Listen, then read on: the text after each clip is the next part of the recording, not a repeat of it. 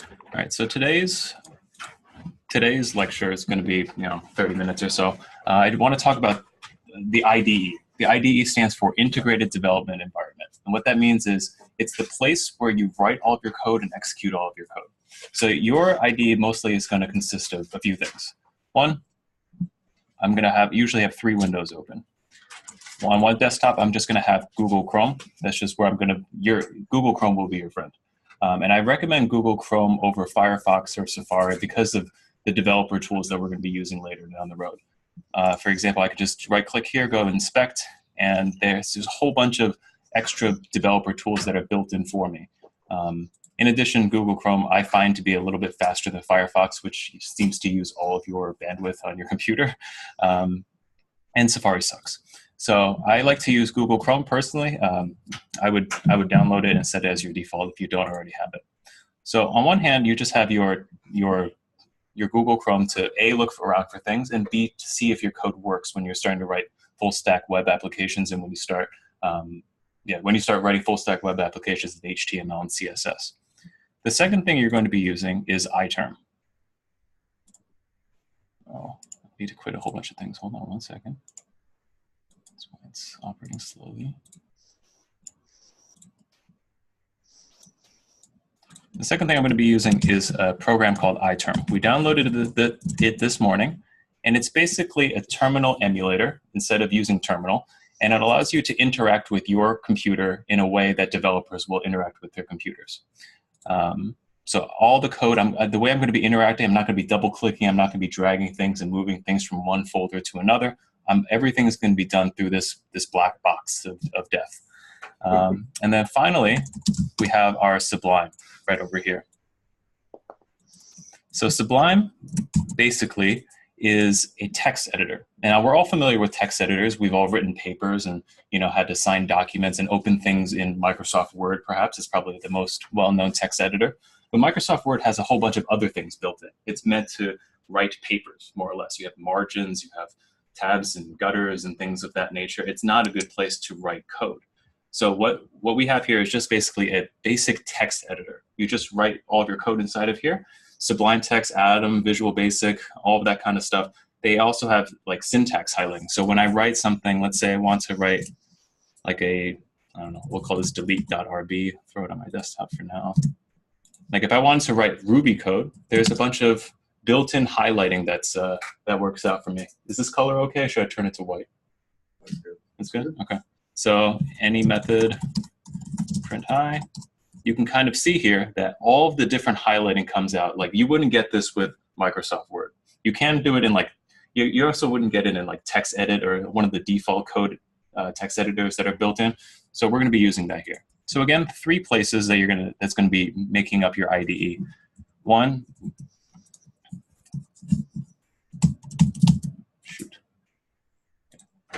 One is going to be your Google Chrome.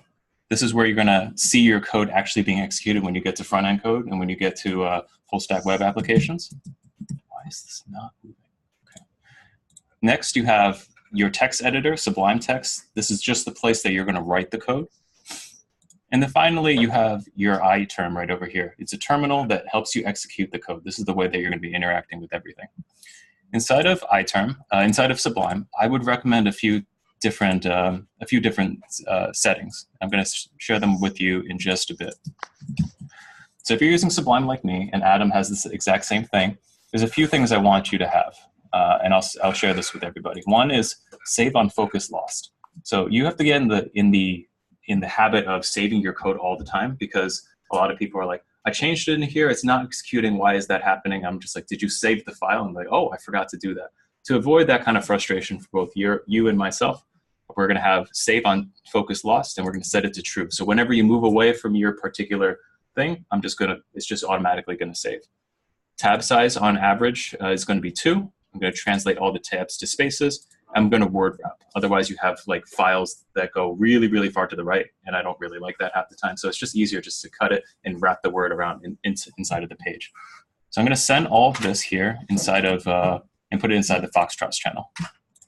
Or I'll just put in Foxtrot Platoon. That's fine. So these are some of the settings that I want you to put in. Next, when we take a look at our terminal right here, I have a quick little lecture for you. Let me just find it. Rails.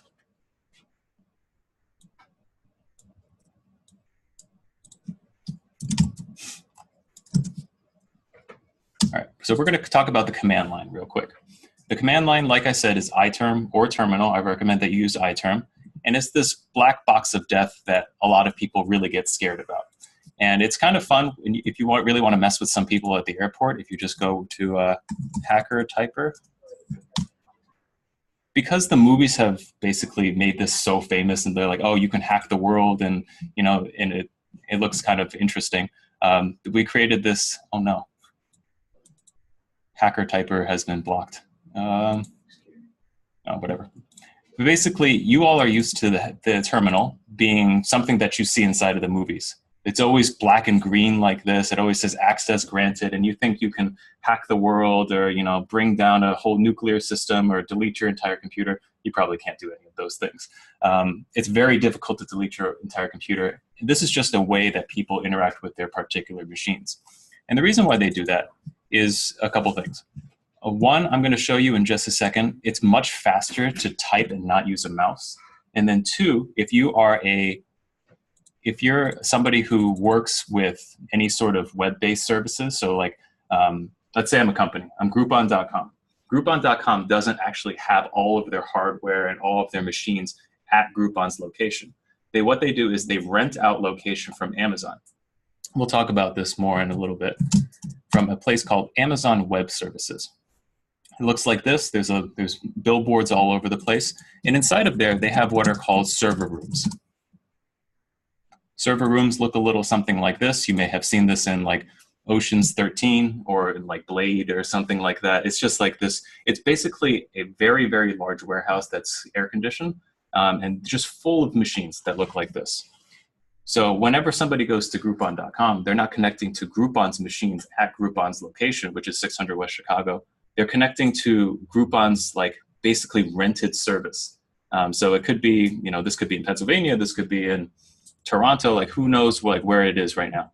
But as you can see, there's no place for me to interact with it graphically. There's no GUI user interface. So it's graphical user interface. So I can't double click on things.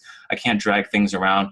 Like this is literally just a machine. So the way that I interact with it is going to be through the terminal over here.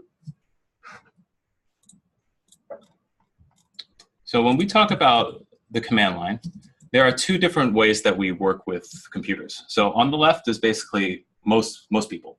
You know, the way that you interact with it is as a non-developer. I'm going to double click on things. I'm going to right click new folder and drag things around. And you have to get used to mostly working with things on this particular level. Now there's no shortage of things that the command line can do. Some of the things are like adding folders, removing folders, adding files, removing files, listing contents. These are things that you're going to get used to so fast, and then it's just going to become muscle memory for you. You'll have access to all of these slides, but there are a few commands that you need to basically just memorize from the get-go. So to create things, if I wanted to create a folder, it's going to be mkdir, so make directory, space, and then whatever you want to name your actual folder. Touch, space, whatever you want to name the file, will create a file. If I want to remove a folder, it's going to be rmdir if it's empty, or rm space -rf, and then the name of the folder to delete everything. rm will remove that file, ls will list everything, cd will change what directory that you're currently in. So I want to show like a basic demonstration of what I mean by it's fast. It's much faster to go through the terminal than it is to go through the command line. Sorry, it's much faster to go through the command line than it is to right click around. So let's say I wanted to create a folder. I'm going to call this Foxtrots. I'm going to rename because I messed it up. I'm going to go inside here, and I want to create folders for every single person. And I'm not going to do this for terribly long because it would get real tedious real fast. So we're going to have Marvin. I'll go with Alex Sachs inside of here. I'll go with Josh. I'll put John Conway inside of here. And let's say I wanted to go inside of every single one of these people and create a file with their name, their date of birth, and their favorite ice cream flavor. So I'm going to go inside of Alex, and oh, there's no way I can, okay. Maybe I will go inside of Sublime. All right, whoops, that's not going to work very well. If I click it again, I'm not sure what's going on here. So you can kind of see like the process of doing things manually just through a bit graphical user interface does take quite a bit of time. So I'm going to go here. Maybe I'll call this alex.txt. I'm going to save it. And his name is Alex. I don't know, 010101. And his favorite ice cream flavor, let's say it's vanilla for now. When I save this, I actually have to find the folder. Okay, well, it's in the wrong place, so I'll go inside of Foxtrot's, Alex Sachs, save. You kind of get where I'm going with this. Like, it's taking a long time to do even a very, very basic task. And this type of money, this type of time that it takes to do like these very basic tasks really does cost a bit of money. So you're talking about if you have a developer on average who's paid, I don't know, let's say even a junior developer paid $60, 50 to 60 bucks an hour, or 40 bucks an hour even. Let's say 60 bucks for $1 a minute. If it takes that person, 1 to 2 minutes, you just paid someone $2 to do basically nothing. So the speed of which I can create files and do different things within using a GUI interface is pretty slow. So let's start over. Let's do the exact same thing I just did, but let's do it with let's use it with this thing over here. So here I am, I'm on the desktop, and I want to make a directory. So what's the command for creating directory, please? mkdir. Let's call it Foxtrots again. And it created on my other screen, but it's over here. And I want to go from where I'm at right now inside the desktop and go inside of Foxtrots. We're going to go over all these commands in just a bit, but I want to just repeat the exact same thing I did and just show you the difference in time. cd into Foxtrots. I'm going to create another directory called Alex. I'm going to cd inside of Alex, touch alex.txt, supple alex.txt. And I can type whatever I want in here, save. And then when I double click inside of here, there's that Alex. There's that alex.txt. Inside of alex.txt is all that nonsensical text that I just typed out. So the difference between spending a minute fumbling around, maybe I saved it in the wrong place, maybe I have to drag it back and forth, I solved it in 3 seconds, right? That's the power of like doing things through the command line. So let's go back, and we're gonna kind of work together to try to figure out how to get other people inside of here. So I'm currently, you can kind of see that I'm currently inside of my desktop, inside of a folder called Foxtrots, and specifically a folder called Alex. Now, let's say I want to go, so basically I'm inside of here. I want to go up 1 level, to go from here and then go back up. So how do I change my directory? cd space dot dot. And I'm here. Let's say I want to list everything out. How do I see everything? ls. All right, and I'm going to just create, let's say 3 or 4 more people. So we're gonna have one for Tristan. Make one for Ed. Oops. So inside of here, now I should, before I listed everything, I just had Alex. I've made 4 different folders since then. So you can kind of see I have all of these different people. So let's say I wanted to go from this particular level into Ed's folder. What would be the command that I need to do? You can just call it out. cd ed. All right. If I want to list out everything, what do I do? ls. How do I create a file? Touch. Let's call this ed.txt. And how do I open it inside of Sublime? Yeah, open it and then there's a like that? Yeah. You can try it. It's SVPO. Yeah. So it opens, when you open it, it opens it with the default text editor of your the whole thing. So you can use text edit if you want to, but again, it's not as rich of a functionality. So I'm just going to do supple ed.txt, and then it opened here on the left screen, but here you'll open it up inside of Sublime. Let's say I create a file, whoops, dot whatever. If I list everything out, I have ed.txt and I have whoops. How do I delete a file? rm, and then the name of the file. All All right, I want to go out one level, and I want to, let's say Ed's like, I'm done with Code Platoon. I don't want to be here anymore. So how do I go up one level and then delete the entire, delete the folder? CD dot dot. And then? Does anyone remember? Dash A. MV it. Dash. What's that? Can you like move it and then just like move it to where? Well, I want to, let's say Ed is like, I don't want to be part of Foxtrots anymore. I just want to delete my stuff. I'm done. So I could move it, but I would be moving it somewhere else. Yeah. So how do I just delete it altogether? Dash RF. What does the dash RF stand for? It's recursive. Yep. Yep. So there's two ways of doing it. One is rmdir. Rmdir is if there's a completely empty directory. If there's anything inside the directory, you can't just remove the directory because there's stuff inside of it. So the rm space dash rf will basically recursively force delete until there's nothing left. So it just kind of like eats itself from the inside out. We will also get very used to our neighbor. Okay, let's go out one level, and we're going to remove Foxtrots. So I want to see people start moving, like start creating folders and start like doing everything through here. If you're double clicking, like obviously it takes a little bit of time to start getting used to doing things as a developer. But I would highly recommend for you to start doing as much of this as you possibly can. So let's I'm going to do one last thing. So let's do actually let's see what the slides say. So we went through this. Print working directory, we did that. No, it's fine. Okay. So supple is pretty much the same thing as open? Supple is not the same thing as open. So supple is opening something using Sublime. Open just opens it up with whatever default there is. So I can actually, that's a great question. Let's create another directory called alumni. I'm going to cd into alumni.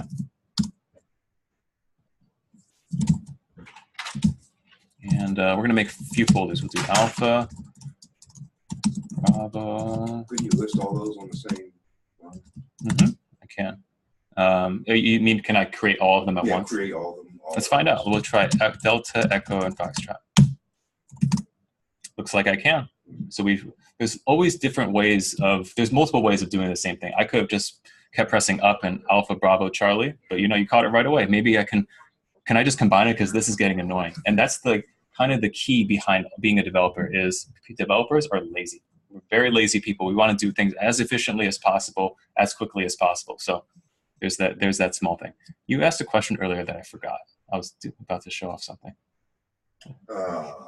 Is if open and supple is the same? Oh, open and supple are not the same. So if I do open here, I just do open space dot for everything here, it'll open it up as just like a viewer here. So supple opens it up specifically in Sublime. You can also do that with open by there's an option and then you just put Sublime text inside of quotes. You could, but that's more typing. And again, we're lazy, right? Why type in 4 letters plus another thing for Sublime when I could just do supple and then we're done. Supple space dot will open everything in the current directory and have it here on the left-hand side for you. Let's say I want to go inside of Bravo, and I'm going to create a bunch of different folders for a few of the students. So I have Mike Lee, I have Mike LaFalce, Raul Vasquez, and let's go inside of Raul. I'm going to create another directory called Pet Peeves or something like that. I'm going to go inside of his Pet Peeves. Now, you can kind of see, and I'm going to share my bash profile with you in a second. Like, I have the ability just to kind of see exactly where I'm at right now. So the other way I can do that is by doing PWD, which stands for Print Working Directory. This is where I currently am at any given point. Let's say I want to get from Pet Peeves all the way out back to the desktop. How do I change out in one line? Obviously, I can go cd dot dot, cd dot dot, cd dot dot. But again, it's like, why am I doing that? Why can't I just combine everything inside of one line? So, hold on one second. CD desktop? CD desktop like this? Yes. Nope, because inside of this particular folder, there's not something called desktop. So inside the folder that you're currently in, if you're going to CD to something, you have to actually get to, like, it has to actually exist. Sean? Can you do like the CD tilde and then / lifetime? Yes, you can. So that's one way of doing it, like this. But let's say I'm going to go back over here.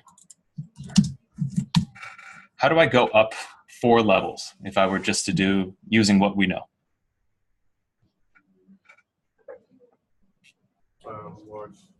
How do I go up 1 level? 2 dots. CD space 2 dots. You just add more dots. I can just add more dots, but I can't do like that. So when I go up 1 level, I have a space 2 dots, space 2 dots.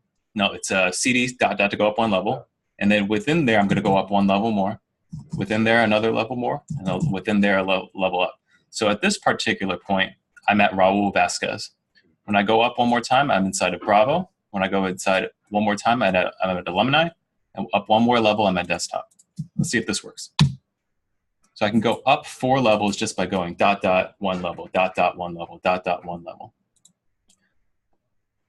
Let's go back inside of Raul's pet peeves. And we're going to create let's just create a touch peeve.txt. I want to move the txt file that I created, this peeve.txt, and I want to move it from where it is right now inside of Alumni. How do I move files? There was a specific command we had. MV. All right, so it's MV. So MV, the first argument is going to be what you're moving, peeve.txt, and then the second one is going to be where it ends up. So using what we know from this line over here, how do I move peeve.txt up X number of levels to Alumni?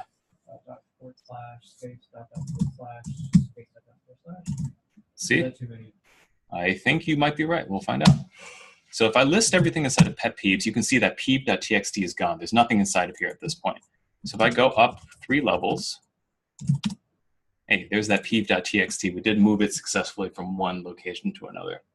There's no shortage of things that you can do with, like, anything that you can do with a mouse, you can do in here. Probably faster. Not always faster, but most of the time, it's probably faster.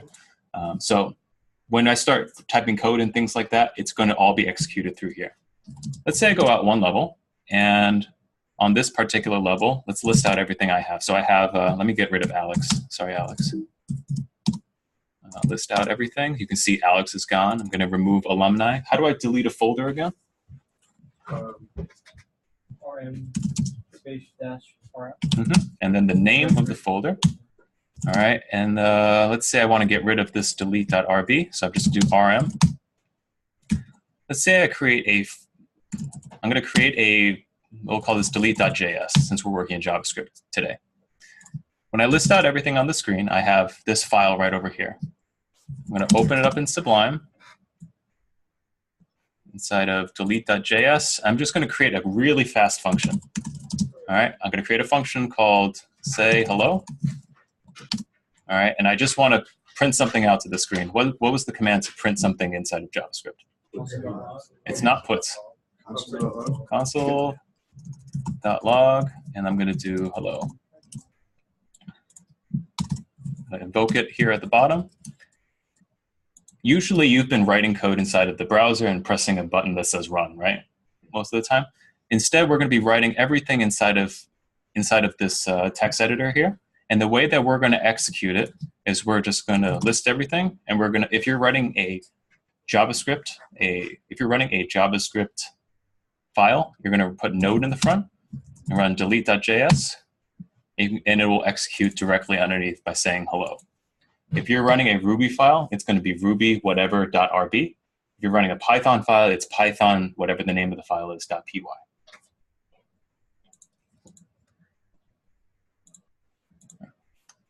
Some of you may have noticed that your bash profile, your thing does not look like mine. If you want to have my particular setup, you can kind of see that I've updated my bash profile with just a ton of stuff, things that I use pretty often. These are all things that whenever I load up a brand new terminal window, instead of getting something that looks like this, I guess I still have the colors in here. Let's say I get rid of all of this, cut it, and source bash profile. Oops. You can kind of see like this is what a typical terminal window looks like. There's not really that much inside of here. It's just black and white. They may or may not have all the colors and everything like that. But using something called the bash profile, which is located at the tilde. What does the tilde mean, Sean? Hidden. What's that? Hidden. It's not hidden. It's the home directory. It's the home directory. Yeah. It's not the root. Yep. So the for the home directory of this particular user, let me make this a little bigger. There is a bash underscore profile that we created today. If I open this up using Sublime, I can put all these different preferences that I have inside of here. For me, like I will share most of this with you, but if there's something that you find yourself typing over and over and over and over again, you might want to create what's called an alias. So I have things like my ls looks a little bit different from yours. If I want to, let's say I make any sort of changes to my bash profile, I just type the word reload and then it will reload the entire bash profile into that particular shell. I have one called weather. I have one for the church. I have Gossleep. I actually will show this to you. This is kind of fun. And once you get to frameworks and things like that, you're going to start running the same command over and over. I would recommend adding an alias.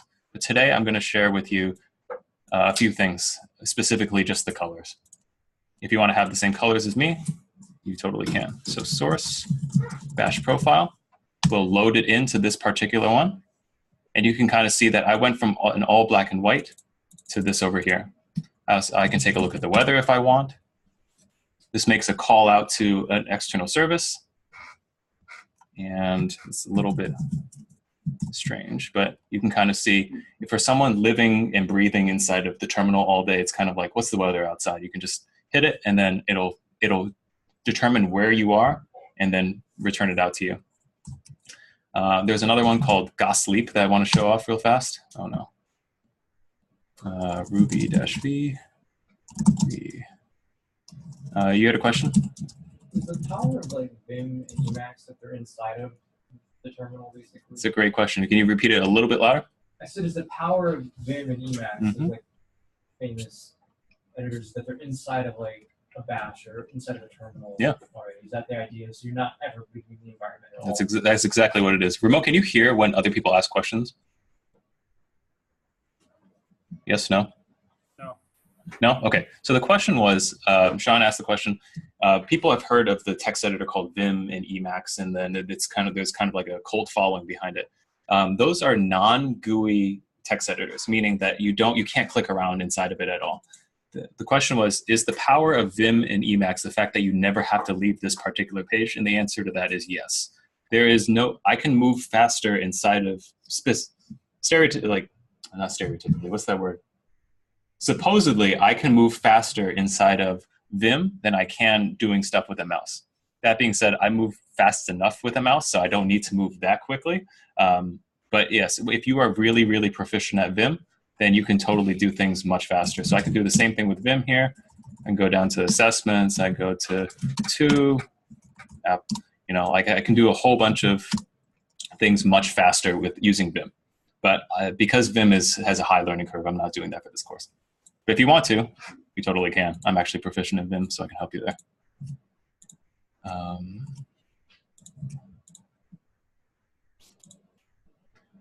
right. Are there any questions on anything so far?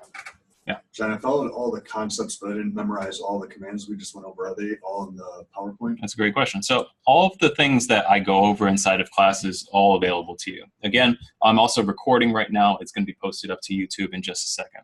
If you have not, just Google, do a YouTube search for Code Platoon, and then subscribe yourself to this so that you get all of the videos every single day. We record every single day. We post it up probably within an hour or two. I don't know how long YouTube is going to take to upload it and to process it, but we do upload it as quickly as we can. If you're interested in what's going on in the future, just kind of go ahead and click on the playlists. And I have Echo week 1, 2, 3, 4. Like every single day is the same as your day. Also, if you take a look at your curriculum, inside of week 1, inside of a specific day, at the top of each day, I'll have the video resources for that particular week. So in the case you're finished early, you want to see what's coming up tomorrow so you're not completely caught off guard, you can see it there. To answer your question, under lecture materials, there is an Intro to Rails final. And this has all of the stuff inside of there. Thank you. Go ahead. Is the curriculum the same as in the last cohort? It is. Yeah, we make small little adjustments here and there. So Bravo has like outdated Ruby versions and outdated gems, but by and large, it is the same. So I've only had 2 weeks to prep for you all, so I didn't change too much. Any other questions? Cool. All right, so today, again, just to cover what we learned, we learned about our IDE, our integrated development environment. We have most likely we'll have 3 windows up at any given time. One for Google, just to Google things around. And once you get to front-end code, you'll be able to see your code in the browser, which is a very rewarding thing, but we're not getting there till week 5. Next, we have an iTerm or a terminal here. And what we're doing here is we are interacting with our computer in a non-GUI way, graphical user interface. I can't click around and do things. I can't force it to do anything. I have to use my mouse. If I type in something and I want to click back to this F on the front, I can't just click on the F. It won't go there. I actually have to do everything using keys. So probably the home button or Control A to get to the front, and then I can update this to whatever I want. And then finally, we have Sublime. Sublime is our text editor, similar to like Microsoft Word for like writing papers. This is the place that you use to write your actual code. When you execute it, you're going to be running it here using Node and then whatever the name of the file is.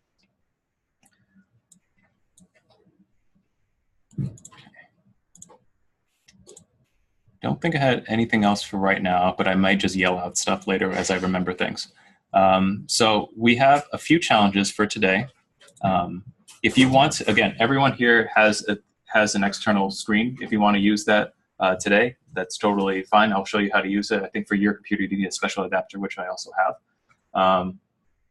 But yeah, I would highly recommend using not the screen that you have, because staring at a tiny 13-inch screen for 8 hours a day is going to hurt you after a while. So I would recommend plugging in. Everyone has a mouse and keyboard. A lot of the stuff is in that small little USB hub over there, so you might be fighting with your neighbor for a little while. But once you figure out which one of those USB hubs are yours, go ahead and plug it in. And I highly recommend just using that monitor instead of your screen. For today, we have a couple things. We have 3 challenges. One's called terminal commands, 99 bottles in JavaScript, and then death grandma inside of JavaScript. These 3 things are going to be due by tomorrow. Actually, they're not really due, but if you don't do them, you'll suffer in class. Not through me, you'll suffer in class. And then tomorrow morning, I will choose one of them at random, and I will review it.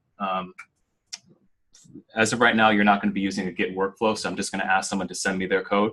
I'll push it up I'll show it up here tomorrow morning, and then we'll review it. We're going to be as harsh as we can just to make sure that everyone understands like what are best coding practices. What does good code look like versus bad code? If there's no other questions, then we'll get started. All right, let's get to it. Yeah. Can I get one of those adapters? Yeah. Yeah, same here. All right, remote, you good? All right. Let me know if you have anything. Yeah, let me know if you have anything. I will keep this open in case you just call out any questions you may have.